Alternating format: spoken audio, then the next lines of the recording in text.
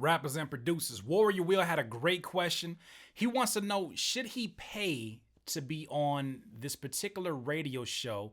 And I'm going to go ahead and segue this to not just radio shows, but focus it also on blogs. Should you be paying to have your content on blogs? Let's talk about it.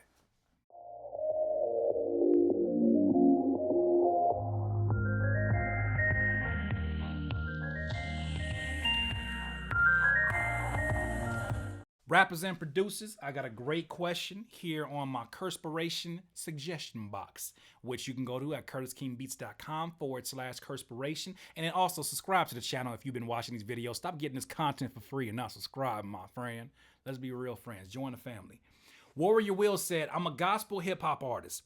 A small internet radio station contacted me and said for $10 they could feature me as a guest on their show. How do you feel about artists paying to appear on these shows? Are you for it, or do you have any better suggestions for those trying to engage a bigger audience? Thank you, Warrior Will, aka Willie Cunningham. Willie Cunningham, great question. Thank you for asking it. You know, when I first began rapping and I first began getting out there and trying to get my music on blogs and get on radio stations, my main goal was probably what your goal is. Get my content in front of as many people as possible, in front of as many audiences as possible that will possibly become fans of my content once they get a hold of, you know, whatever it is that I release to these particular publications, these blogs, or these radio stations, right? So I did actually buy into a lot of these radio stations, and I paid sometimes, you know, $5 when I could, but I say thankfully, and this is going to be a weird thankfully, but thankfully I was broke. Thankfully I couldn't pay all of these blog publications and all these different websites. So what I did was I ran a Google search. And before I ran a Google search, first I would look on a blog that I wanted to be on, or a radio station that I wanted to be on, right? And I'm trying to figure out which one should I address first. Let's talk about the radio station first. Skip that off. We'll talk about that strategy in a couple minutes. But when it comes to a radio station, the first thing I would say is do this. Look at the research. Go to I believe, is it Alexa or Alexis? One of those websites that you can go to that'll basically give you the stats and the traffic that a particular website is getting, right? So it's a website that tells you the traffic of other websites. You need to go look that up and put this particular show on that particular website and see how much traffic they're actually getting. You know, just because it looks like a good look, just because they've had, you know, guests from that are influential, it doesn't mean that it's going to, you know, sort of change the course of your career or even help you or boost you in a way. You never know unless you know the numbers. Don't be fooled. A lot of these shows, a lot of these radio shows, and a lot of these online radio shows, they don't have an actual fan base. They invite many guests because they're hoping that your fan base will bring them people who are going to subscribe to their podcasts, or, you know, basically bring them more ears if they invite more rappers. Because then everybody will be like, yo, you should get on that show. Oh, for real? All right, I'm going to put their posts on my Instagram that has their logo and has their website and all that. Do your research first, right? Now, based upon that research, what should you be looking for? You should be looking for what kind of foot traffic are they getting on a regular basis, right? If you can start to look at, you know, stats for the last podcast, how many listeners do they have, right? And I'm sure there's websites, I'm not sure exactly what websites, I haven't done it in a minute, but I'm sure there's websites that'll tell you how many plays a podcast got or how many subscribers they have. Before you put $1 into it, make sure that it's worth, first of all, your time, because that's more important than any dollar amount that you're going to put in. Is it worth your time? Right? Now, on top of your time not being valued, if it's that situation, you're going to pay them $10 in addition to that so that you can literally borrow. Pretty much what you're doing is borrowing ad space. You're getting on a show. Say it is a show that actually has a lot of traffic, you're borrowing ad space. You're basically saying, I'm going to pay you to show interest in my product and let me display my product in front of your audience. And then from there, hopefully your audience is going to, you know, come into my particular website and I can share some of this. This is a very common practice. Nothing wrong with that, but just be cautious before you get into that, because, you know, you could end up paying $10 here, $20 here, $30 here, $10 here, justified by the pool you think a website has, or you think a radio show has, and it may not even be beneficial for you.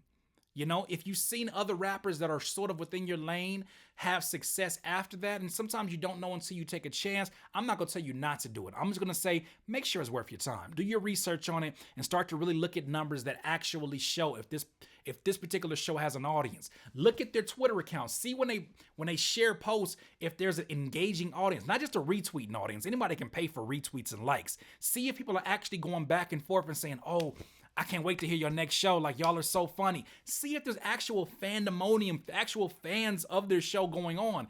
If that is occurring, especially in this day and age where people are distracted by 101 different shows and YouTubes and all these things, then you got a winner, right? Then I'd say it's worth looking into. If it's worth your time, put the $10 down and move forward. But just be cautious as you move into other aspects or other avenues. Don't let this become a habit. You know, it's almost like I would never down a PR, right? I would never down a PR, the business, because everybody got to make their money, right? But I always felt in my gut instinct when I paid a PR to basically help me shake hands that I couldn't have access to before, I always felt like, what would happen if this PR and I decided not to do business anymore? How would those relationships change if she is the one that introduced me to these people to begin with, right? What would happen if this is somebody that's doing business on my behalf? Would it now change the dynamics of this relationship I had with this person that I met through them, right? And then also too, they understand as a friend of the PR or a friend of this person, they understand that this person needs to make money so that they can continue to bring clients their way and they can continue to have this exchange of business transactions going on. So in turn, it actually benefits the blogs or whoever you're trying to get a hold of to do business with your PR, because this keeps the flow going, right? This keeps the ecosystem flowing. If they're going directly to you and you cutting the middleman out, you cutting somebody out of a paycheck. So a lot of times you are relying upon these people helping you to shake hands. Same way that I feel like that about a PR, I feel like that about paying your way to become a part of a blog or paying your way to be on a blog or on a website. I just don't think it's the way to go.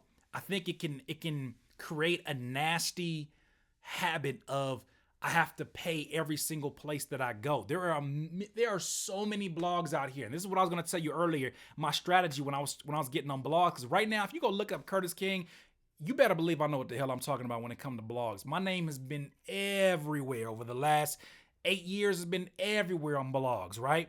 I remember one time Complex Magazine said Murs and Curtis King win the internet today with Justin Bieber's Black Baby video. We've been all over, right? I've gone through the process. I've submitted on my own. I've had PRs, all that good stuff. What I'm telling you is this. What I would do is I would go to one of my favorite blogs. Like say, for instance, I used to really read into Two Dope Boys. I would go to Two Dope Boys, look at a post of an artist that I feel like is similar to what I'm doing, whether it's like positive hip hop. Look in that lane, you're a Christian rap artist. I would look up a Christian rap artist that people say that you're similar to, right? Look at them and look at their latest content that they submitted off to these blogs.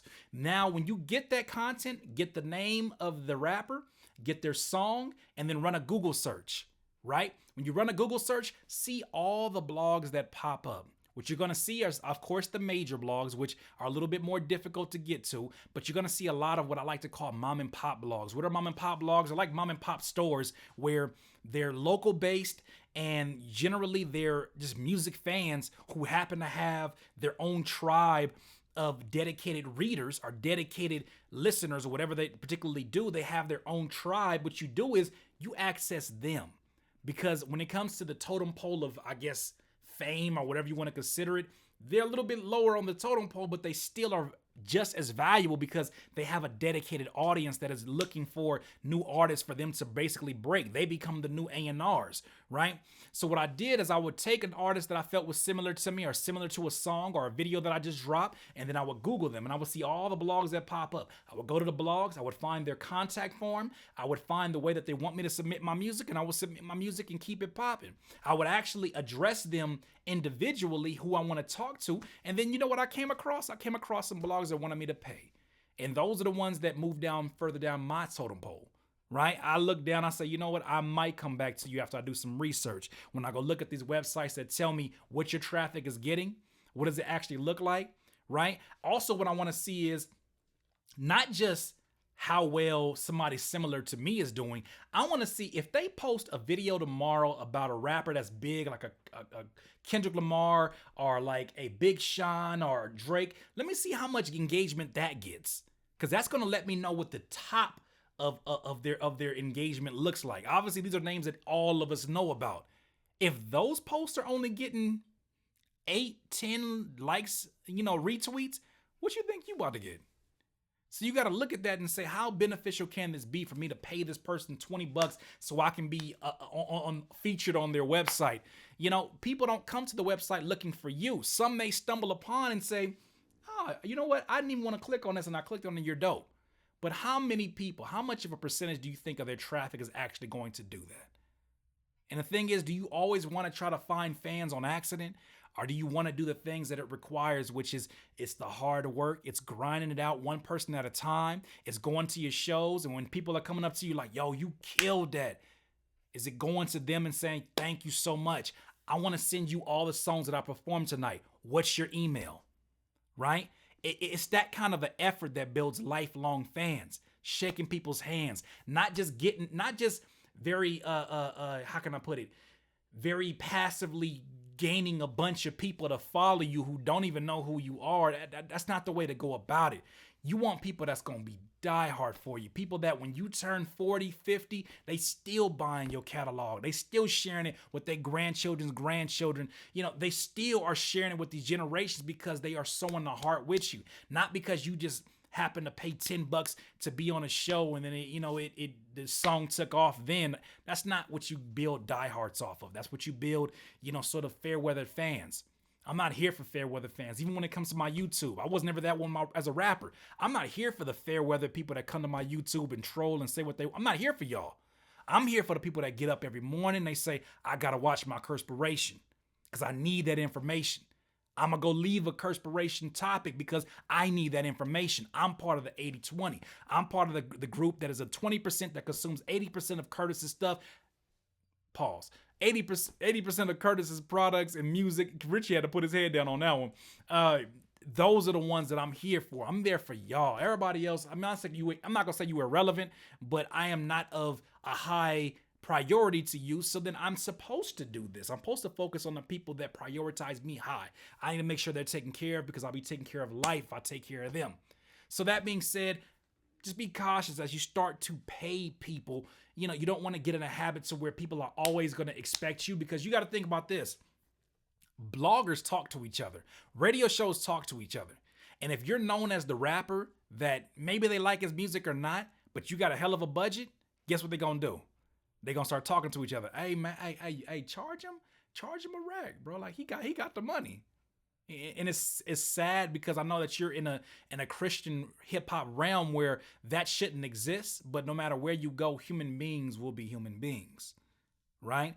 And so you got to be cautious moving forward. Don't let the fact that somebody is using religion as their sort of their anchor and their what they focus. No, that we're all about the religion. Don't let that be a reason for people to sort of get a one up over you in business. This is still business at the end of the day, right? And business don't have a religion. Business is people who do business as grimy as they want to do and then go preach a sermon on Sunday. Business is business. You just want to make sure you're not on the receiving end of some drastic, crazy stuff going on. But I would say just don't get in the habit of having to always have to pay to get your stuff out there, especially when there's people who are eager to get to you. They don't even know who you are yet. They just want you to know they exist so they can share you with their audience. Build with those people, because those people become 2 and 4, and those 2 and 4 become 8. That 8 becomes 16. That 16 becomes 32. Your power is not in these TV shows. Your power is not in them giving you a chance to be on a radio show. Your power as a rapper is not even in somebody co-signing you. Your power that you have today and from here on forward is the people. Get in front of the people as often as you can. Talk to the people. Figure out ways that you can deliver on their needs, what they need from their Christian hip hop rapper. You need to get in front of them. Focus on that. If you're going to spend that $10 anywhere, spend $10 to get in front of real people who you can talk to and tell them about your art.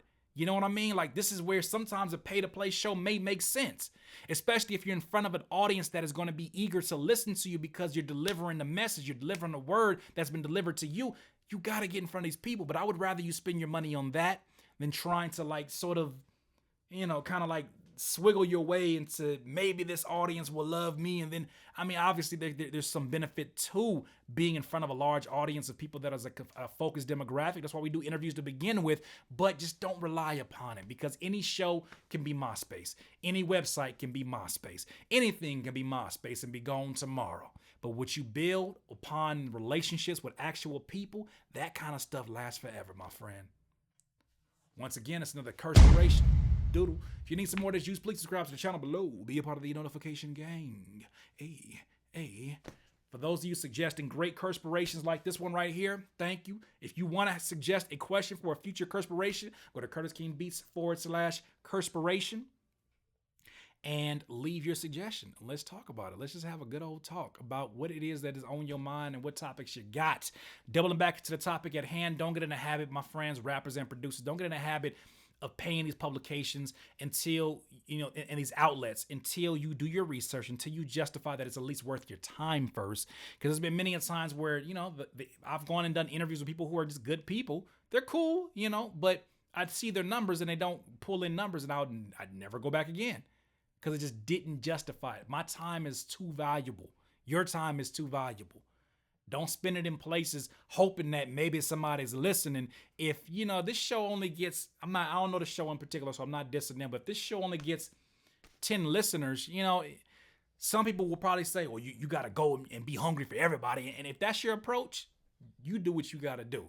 But at the same time, you have the same power as these outlets have by having the internet. Get to the people, connect with the people, build with them, and let them be so loud that none of these publications will ever charge you again, and they gotta bring you on. They gotta bring you onto the platform, because not because it'll be a good look for you, but because it'll be a good look for them, because they need eyes and ears just like you. In this life, you're gonna be full of life until you decide to live life to its fullest. I can't listen to you. When I listen to you, it's a liability, cause you be mentally killing my inner energy. So I'm concealing my feelings before you injure me.